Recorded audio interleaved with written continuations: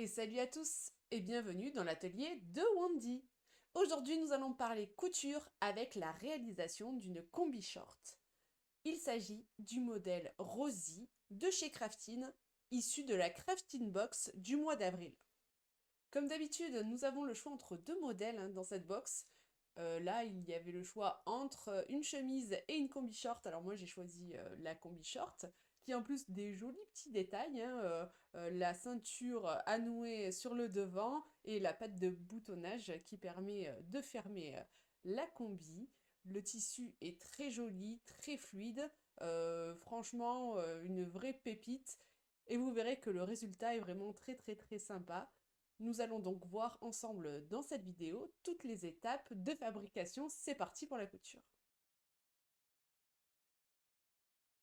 Première étape, la découpe des pièces. Alors on place les pièces que l'on a découpées sur notre tissu en suivant le plan de coupe, c'est très important, et on marque bien nos repères soit à la craie, soit en faisant un petit cran, ça évite les erreurs plus tard.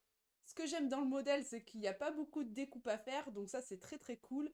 Et une fois ça fait, on a quelques pièces à surjeter sur les bords pour avoir de jolies finitions plus tard. Alors, avant d'assembler nos devants, il y a une petite subtilité au niveau du devant droit qui doit être recoupé au niveau de l'épaule en fait. Donc, on va devoir enlever 1 cm à ce niveau-là. C'est l'endroit qui accueillera la patte d'épaule plus tard.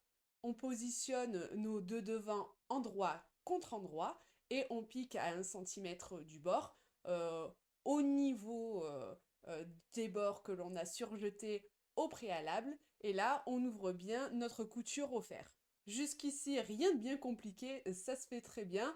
Et une fois ça fait, j'ai déjà positionné le devant sur moi pour avoir un rendu.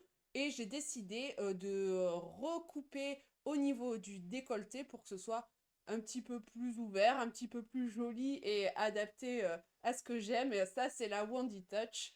Et ça ne changera en rien la pose du biais plus tard. Donc, j'ai pas hésité à le faire. Voilà, après, en l'état, il est déjà très bien. Mais bon, voilà, moi j'ai décidé de faire ça par rapport à mes goûts.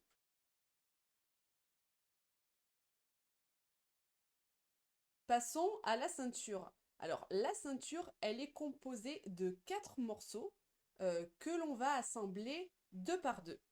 Et pour cela, on place une partie sur l'autre endroit contre endroit. On pique au niveau des trois côtés, on dégarnit les angles et on retourne par le quatrième côté que l'on n'a pas piqué. Et on répète ça pour la deuxième partie. Cette étape nous amène déjà au montage du dos.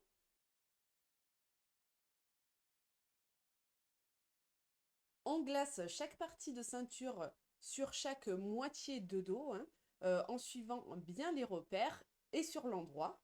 Et maintenant, on va placer nos dos l'un sur l'autre, endroit contre endroit, en faisant bien attention d'être bien positionnés au niveau de nos ceintures, du coup, qui sont prises en sandwich pour qu'elles soient l'une en face de l'autre.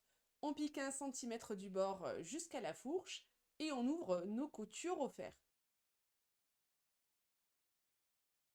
Et il est déjà temps de fermer notre combi en positionnant le dos et le devant endroit contre endroit. On fait bien attention à ce que la ceinture reste bien au milieu de la création. Et on va commencer par piquer sur les côtés à 1 cm du bord. On surjette pour pas que le tissu s'effiloche et on va plaquer les coutures vers le dos de la combinaison. Puis on pique au niveau de l'entrejambe en faisant une seule couture d'un côté à l'autre à 1 cm du bord et on ouvre les coutures au fer. On assemble les corps par l'épaule non recoupés à 1 cm du bord et on couche les marges de couture vers l'extérieur.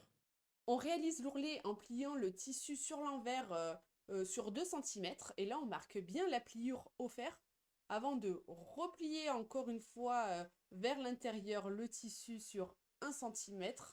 On remarque bien le pli au fer Et là, on va piquer nervure au niveau de la pliure, hein, du coup qui se trouve à 1 cm du bord, au plus près pour avoir une jolie finition et un joli ourlet.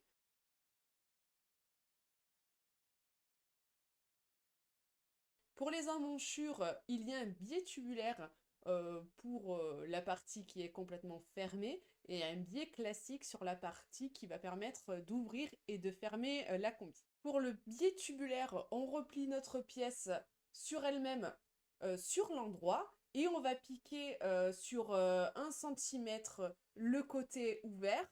Et là, on va plaquer notre couture sur l'un des deux côtés. Puis on va replier du coup cette pièce sur elle-même, mais cette fois-ci sur l'envers. Et là, on va bien marquer la pliure au fer et on obtient notre biais tubulaire. On place le biais endroit contre endroit sur notre épaule fermée. On fait bien attention à nos repères. Puis on va coudre à 0,5 cm du bord avant de retourner la combi short. À ce moment-là, on va plaquer notre marge de couture vers l'intérieur, puis on va complètement rabattre le biais vers l'intérieur et piquer du coup au niveau de la pliure et on va obtenir une espèce de parmenture en fait. Pour le biais classique, on recoupe à chaque extrémité d'1 cm, puis on va le replier dans le sens de la longueur envers contre envers. Et là, on plaque bien la pliure au fer et on va pouvoir positionner notre biais directement sur la partie ouverte de la combi short en s'aidant des repères également. Et comme précédemment, on positionne le biais envers contre envers en s'aidant des repères, hein, en partant bien d'un des bords jusqu'à l'autre. On pique à 0,5 cm du bord, on retourne la combi, on plaque les marges de couture vers l'intérieur, on rabat complètement le biais et on pique nervure au niveau de la pliure. Il ne reste plus que le biais d'encolure qui est un petit peu plus technique, mais en suivant bien les étapes de montage, ça se fait très bien. Il est composé d'un devant et d'un dos que l'on va superposer endroit contre endroit et piquer par les petits côtés à 1 cm du bord. On couche la marge au fer vers le devant, puis on le replie dans le sens de la longueur, envers contre envers, et on marque bien la pliure au fer. À ce moment-là, on fait bien attention à la position de notre biais que l'on positionne face à soi, avec la pliure vers le bas, et c'est très important pour la suite. Et là, on va plier le devant en deux en superposant les repères J l'un sur l'autre. Ils vont se retrouver sur notre gauche, on les maintient bien ensemble et là on va tracer une diagonale qui part du repère J qui est en haut jusqu'à l'angle de la pliure en bas à gauche.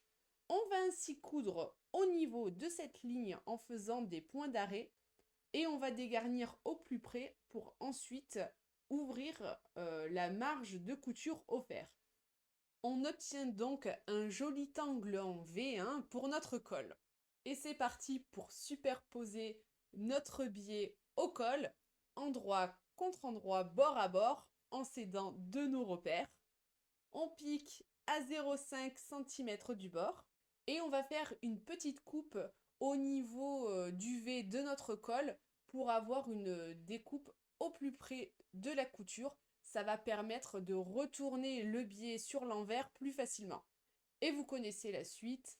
On retourne la combi sur l'envers, on plaque nos marges de couture, on rabat complètement le biais et on pique nervure.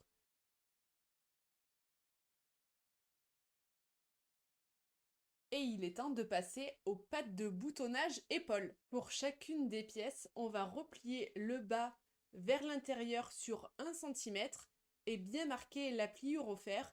Et les deux pattes de boutonnage se montent de la même façon sur les deux épaules. On va superposer la patte sur une épaule endroit contre envers. On fait bien attention à ça.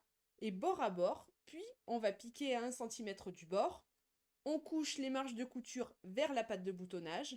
On replie la patte en deux dans la longueur endroit contre endroit cette fois-ci, en s'aidant des repères, hein. Ça crée une petite forme de vague au niveau de notre tissu. Et là, on épingle nos petits côtés qui dépassent de part et d'autre de l'épaule. Et on va piquer au plus près du bord sans toucher au tissu de l'épaule. On découpe le surplus et on retourne la patte de boutonnage sur l'endroit en faisant bien attention à nos petits angles, hein. On veut quand même que ça reste joli. Et en retournant, ça va recouvrir la couture précédente. Et là, on va pouvoir piquer nervure. Dernière étape, les boutonnières et les boutons. Alors, les boutonnières se retrouvent sur le devant. Pour ça, on va s'aider du schéma qui est fourni dans les instructions pour tracer nos boutonnières. On va donc commencer par un des bords. À 1 cm du bord, on va tracer une ligne de 1,3 cm, espacée de 1 cm la seconde, tracée sur 1,3 cm, on espace d'un centimètre et on retrace sur 1,3 cm. Bon, c'est un peu indigeste dit comme ça, mais avec le schéma, c'est très clair, il n'y a pas de souci. On va superposer nos deux pattes de boutonnage pour pouvoir tracer l'endroit où va se retrouver nos boutons à l'aide de nos boutonnières et on va pouvoir coudre nos boutons. Et voilà, notre combi short est terminé et vraiment j'adore le résultat. La coupe est très flatteuse, il est super confortable. Ça a été une couture très simple à réaliser, franchement.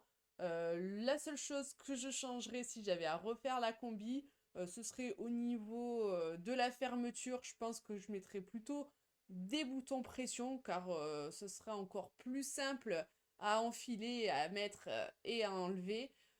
Mais sinon, franchement, ça se fait très très bien, il n'y a pas de souci. Pour moi, c'est un gros oui.